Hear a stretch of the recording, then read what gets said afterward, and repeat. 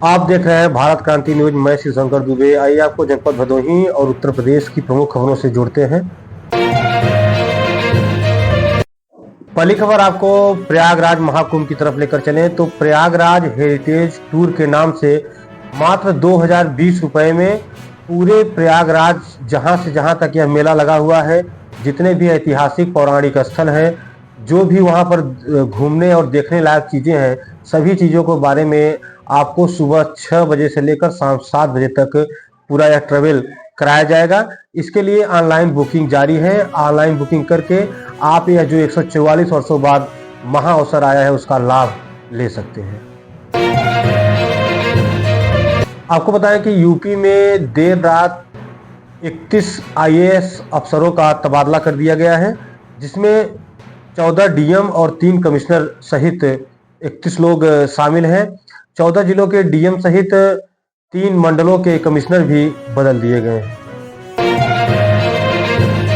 एक खबर आपको संभल की तरफ ले चले तो आपको पता होगा कुछ दिनों पहले वहां जबरदस्त हिंसा हुई थी सर्वे को लेकर। उसमें कई दर्जन जो अपराधी थे उनके खिलाफ गैर जमानती वारंट जारी कर दिया गया है और अब पुलिस उनकी खोज जारी कर दी है। खबर आपको लेकर चले तो आवास सर्वे योजना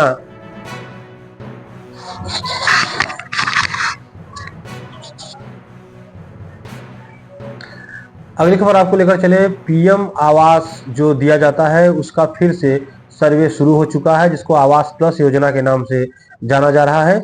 इसके लिए जो भी योग्य पात्र हैं गांव में, उनके प्रधान के द्वारा, सेक्रेटरी के द्वारा उनका चयन किया जा रहा है और उसके बाद उन्हें योग्यता के आधार पर आवास दिया जाएगा। भारत सरकार का यह लक्ष्य है कि कोई भी व्यक्ति बिना घर का नहीं होना चाहिए।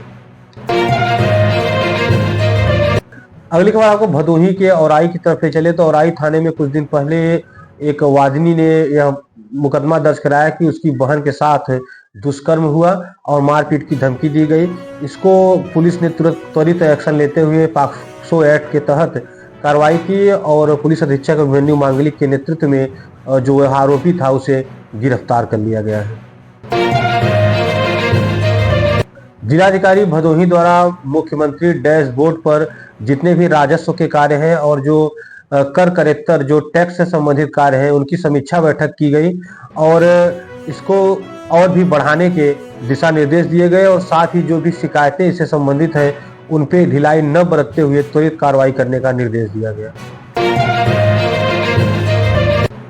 समाज कल्याण विभाग भदोही द्वारा औराई में विधवा और निराश्रित महिलाओं की पेंशन संबंधी जितनी भी समस्याएं हैं या जिनके पेंशन अभी तक नहीं बने हैं उससे संबंधित कैंप का आयोजन किया गया, जिसमें मुख्य अतिथि औराई के विधायक माननीय दीनानाथ भास्कर जी रहे और उन्होंने कहा कि सरकार की यह मंशा है कि कोई भी व्यक्ति जो भी योग्य है उसे उसका उचित स्थान मिलना चाहिए और जितने भी पेंशन संबंधी समस्याएं हैं उनके लिए सरकार लगातार सक्रिय है और सहज जन सेवा केंद्र के माध्यम से अपने प्रधान सेक्रेटरी आदि के माध्यम से आप पेंशन के लिए आवेदन कर सकते हैं। नेहरू युवा केंद्र संगठन युवा कार्यक्रम खेल मंत्रालय भारत सरकार द्वारा जनपद भदोही में जिला स्तरीय खेलकूद प्रतियोगिता का आयोजन किया गया, जिसमें कई प्रकार के खेल आयोजन किए गए और युवाओं को उनके उज्जवल भविष्य के प्रति बधाई दी गई और कामना की गई कि आप लोग देश का नाम रोशन करें। एक मुश्त समाधान योजना जो विगत 45 दिनों से चल रही है उसका अंतिम चरण जो है वह 16 जनवरी से 31 जनवरी तक का है। इसके बीच में आपको एक और आखिरी मौका है जब आप अपने बिजली बिल को जमा कर सकते हैं, जो अधिभार है उसमें छूट प्राप्त कर सकते हैं। अगली खबर आपको उत्तर प्रदेश के मेरठ की तरफ ले चले, जहां शिवांक और शिवाली नामक प्रेमी युगल ने जहर खाकर अपनी जान दे दी। बड़ी ही मर्माहत घटना वहां के रिपोर्टर जो हमारे हैं पवन उपाध्याय और अखिलेश दुबे द्वारा ये रिपोर्ट आई कि जो प्रेमी युगल थे इनकी जो प्रेमी था उसका जो शिवांक था उसकी शादी भी पड़ चुकी थी और अंगूठी की रस्म भी हो चुकी थी। उधर लड़की की भी शादी पड़ चुकी थी, लेकिन दोनों इससे नाखुश थे। लेकिन घर वालों को इतना अंदाज़ा नहीं था कि लोग इतना ऐसा कदम उठा देंगे। शिवांक इकलौता था और उसके चाचा के ससुराल, उसके चाचा जो आपको बताएं कि वहाँ के मंत्री भी माने विधायक रह चुके हैं।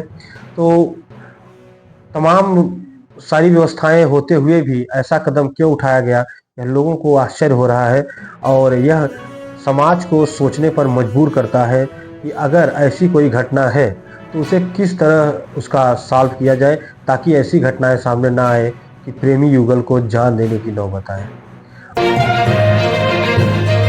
ऐसे ही तमाम प्रमुख खबरों को जानने के लिए जुड़े रहिए भारत क्रांति न्यूज़ से। धन्यवाद।